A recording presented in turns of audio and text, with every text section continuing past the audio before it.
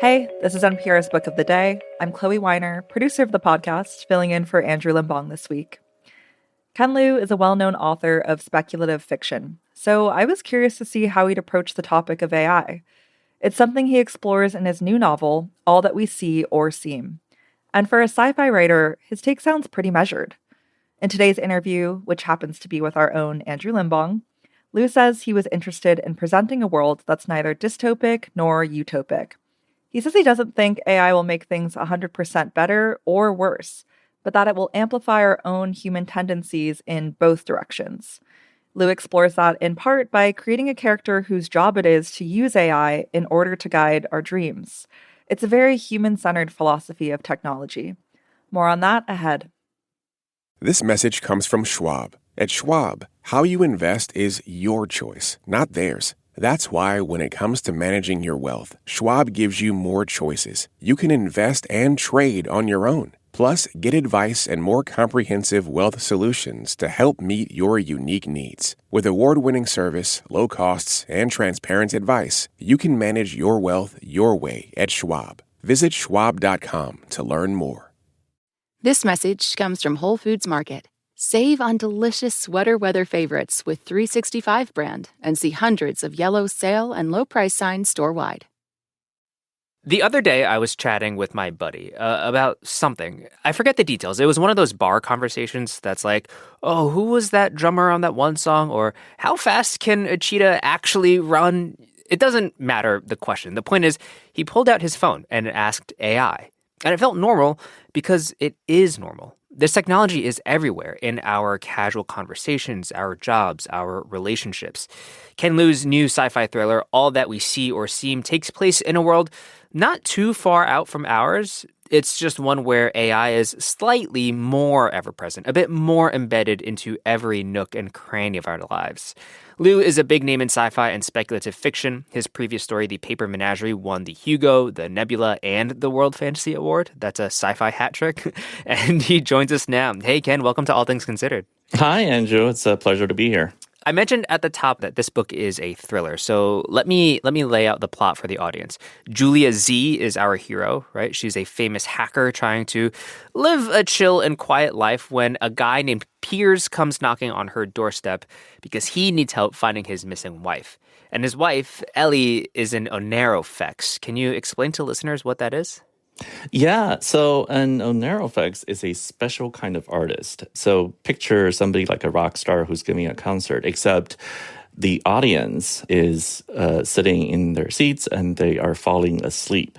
And it's Ellie's job to use AI to ascertain the mood of the crowd and to take them together into a collective dream experience. That's what she does. She's a dream guide. And what made you start thinking about this as a job, as a career profession for Ellie? So, two things. One is as somebody who works in the creative fields and who's, in the conversations about AI and the potential threat of AI, I've been thinking a lot about how can human art remain relevant and what kind of new forms of art would be possible in a world in which AI is omnipresent. And the second piece of it is I'm very interested in dreams as a mode of knowledge. I was going to say that makes me feel like dreams are a more tangible thing compared to AI, but they're not tangible. They're sort of by definition out there in the mist, right? If you read religious literature, wisdom literature, and history, dreams are one of the most important ways for us to sort of figure out who we are and where our place is in the universe. It's the closest we get to travel to the collective unconscious.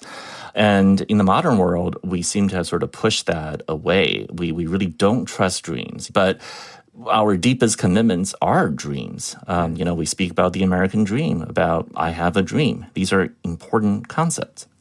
You write naturalistically about how technology works in this world, right?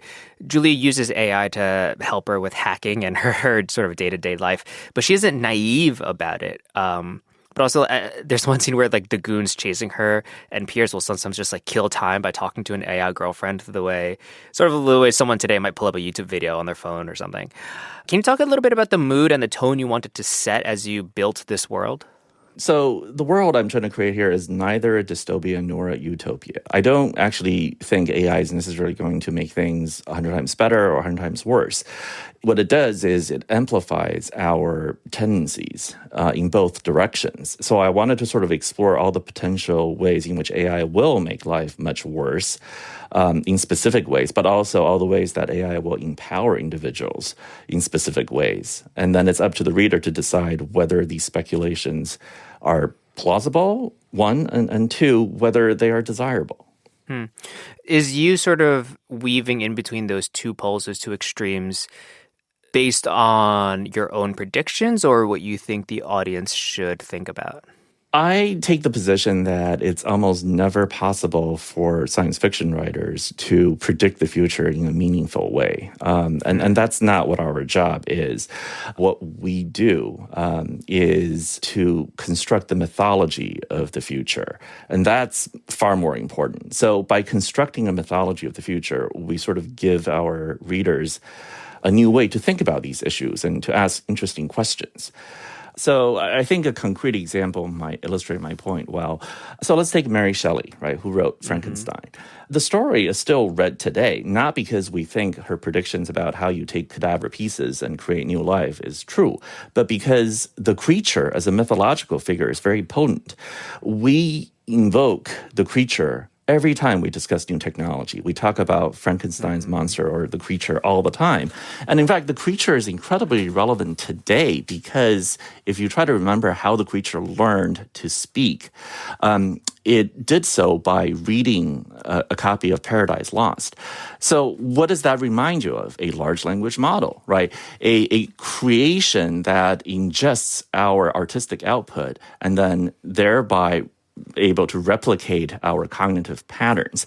So I think it's that sort of thing that's very potent, the idea of creating a mythological figure, something that Mary Shelley pulled out of the collective unconscious, then became part of our mythological imagination. It became part of how we think about the future.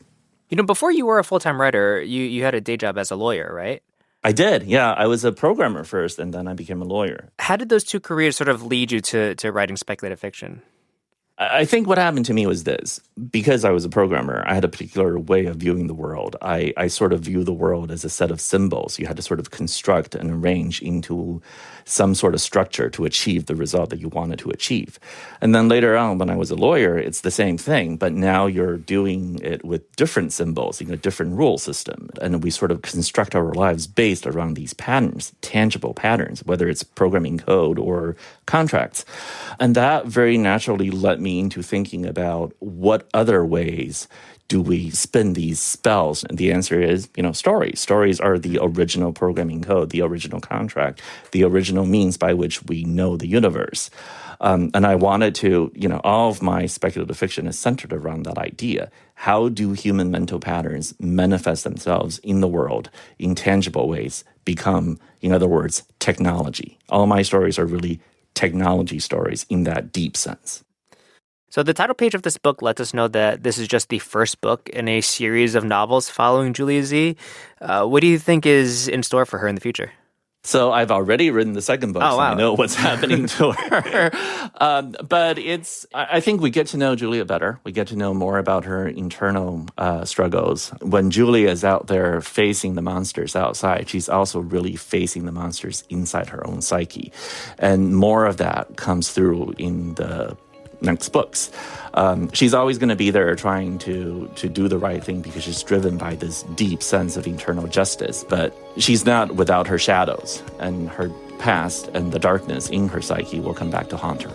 Ken Liu's new book is All That We See or Seem. Ken Liu, thank you so much. Thank you, Andrew.